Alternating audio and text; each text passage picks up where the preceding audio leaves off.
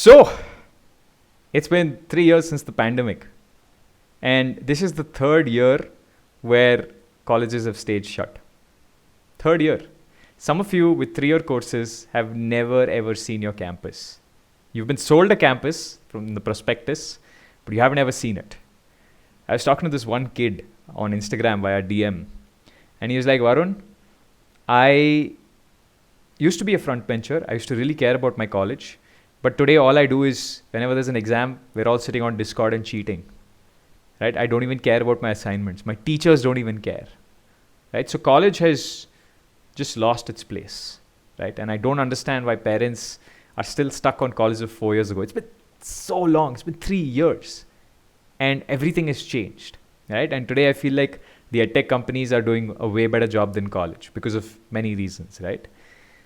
But the sad part I feel is that when you're paying full fees, you're paying 2 lakhs, 3 lakhs an annum, and you don't get access to the campus, what exactly are you getting access to? Because I'll tell you about my college days, right? I hated the teaching, but I loved hostels. After the first year, I moved out. I moved to a flat. I learned so much. I used to be an introvert. I used to be such a deep introvert, and college pulled me out of my shell. Because I met new people. I made a lot of friends in college, right? There were people who were so different from me, and in school I didn't actually meet such people, right? So in Bangalore, there's this mindset where if we see someone from the north, we say, oh, North Indian. And same with the north, right? They see someone from the south, they're like, oh, South Indian. But in my college, there are people from all over, and you learn to accept them. You don't believe in this equality for everyone, but when you see people with differences, you learn to accept those differences. It makes you a true professional because you're able to interact with everyone, no matter who they are, where they're from, how they speak, what their accent is, right? I met this one guy in the second year of college when I moved to the flat. He was my flatmate. He was from a village. And over the next 3 years, I saw him grow from somebody who's just timid guy who came from a village, very skinny guy, to a well-built, somebody who can speak English well, who understands things like crypto. I saw that evolution happen because of the circle he hung around with. Because he hung around with me and a few other people, and we used to talk about all this all the time. I used to be a gym fanatic. This seeped into the next person. And it had nothing to do with studies. And that's the problem, right? I feel like since most of you are not actually attending real life college, you guys are still stuck as students. You're still students in your head. Think about students, right? In a school, you're all taught that everyone is equal. And equal in the bad way. Equal in the way that all of you have to wear the same uniform. All of you have to go attend assembly. All of you have to sing the same, songs at assembly, right?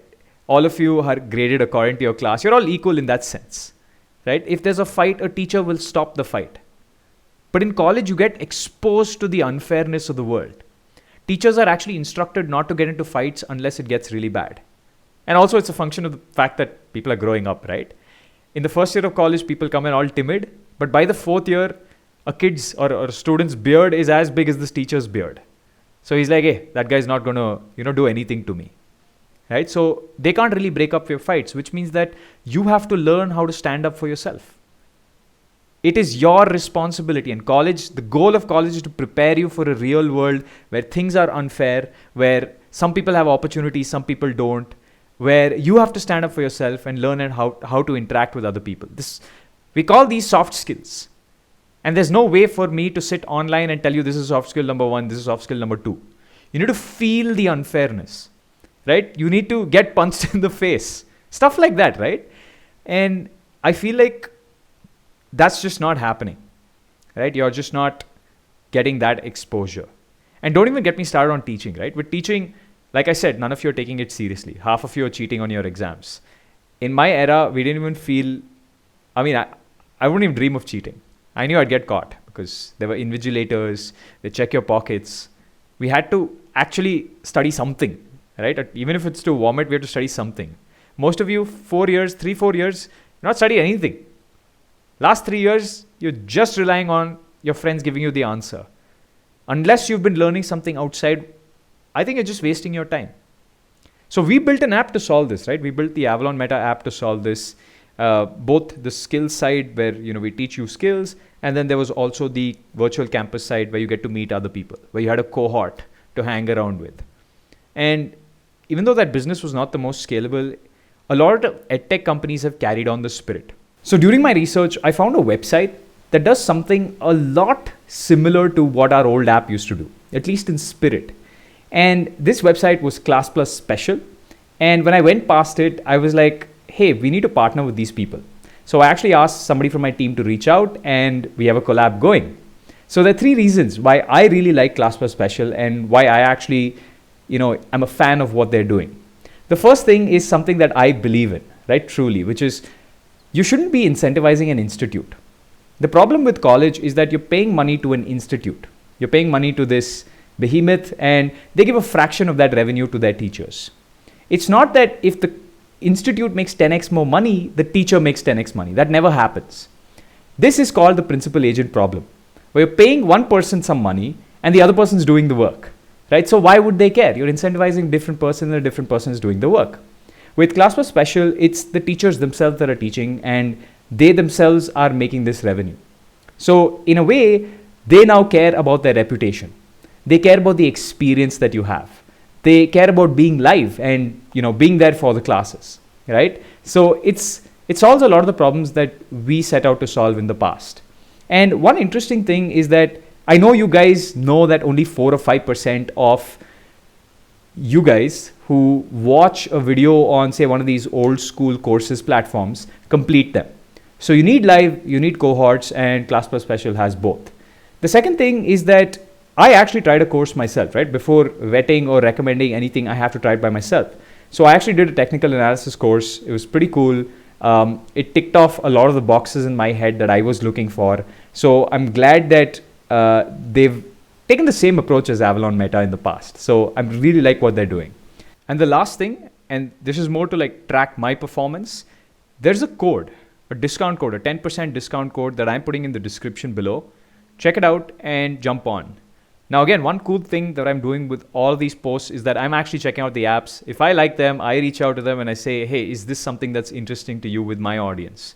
So you're actually getting something that's quality, and it's something that I've been through once. So I'm kind of doing the pre-vetting for you. But back to the topic. I've spoken about the problem, right? You guys haven't seen college. I get it. So what's the solution? We can't complain about the problem constantly, right? 3 solutions, 3 parts to the solution. It's one solution, but 3 parts.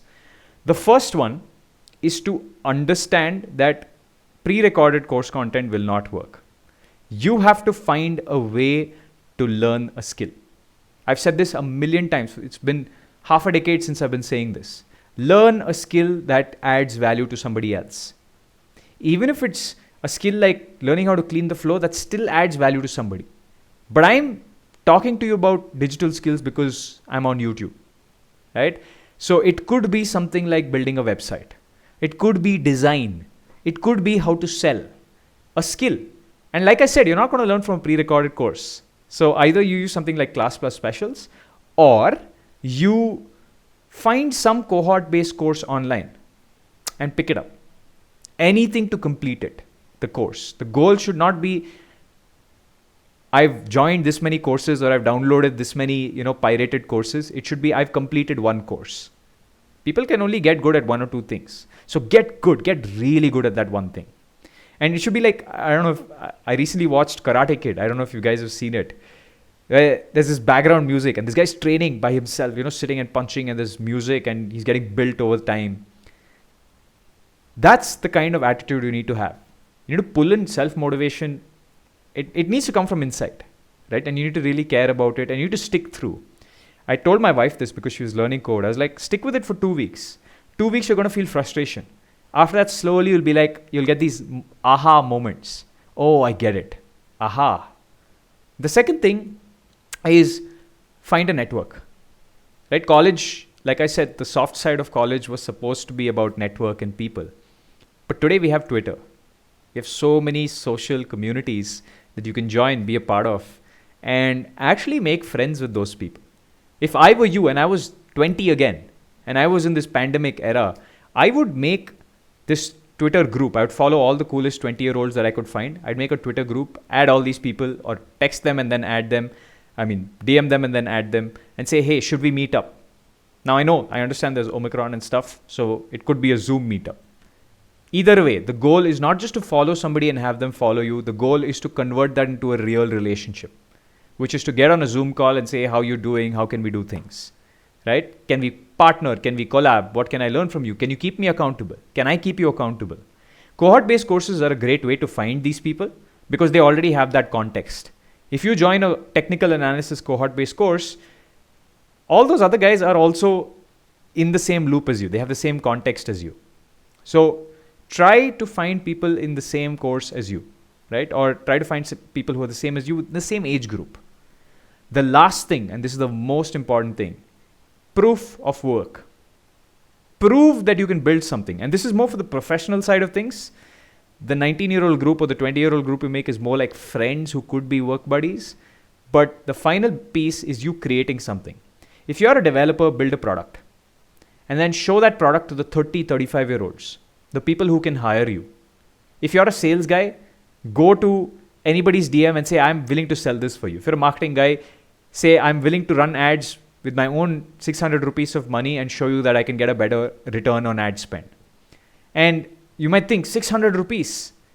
The thing is, 600 rupees is how much you would spend on Pizza Hut or Domino's, right? So you basically can afford to spend that money. Even if it's gone, it's gone. You learned something. Indians are allergic to the idea of spending money to learn, right? Despite the fact that you're spending 2 lakhs on college a year, if it's 600 rupees to run an ad, to do something real world, real life, and not just a stamp, you will not do it. You're allergic to the idea. I was allergic to the idea. Today we spend crores, right? Because we've changed our mindset on that. It takes time. India has this problem, right? So get this proof of work, get it into the hands of people who have the money and the decision-making power. As a recruiter, every day I get hundreds of CVs, out of which 2 are good. 98 are just people saying, please give job.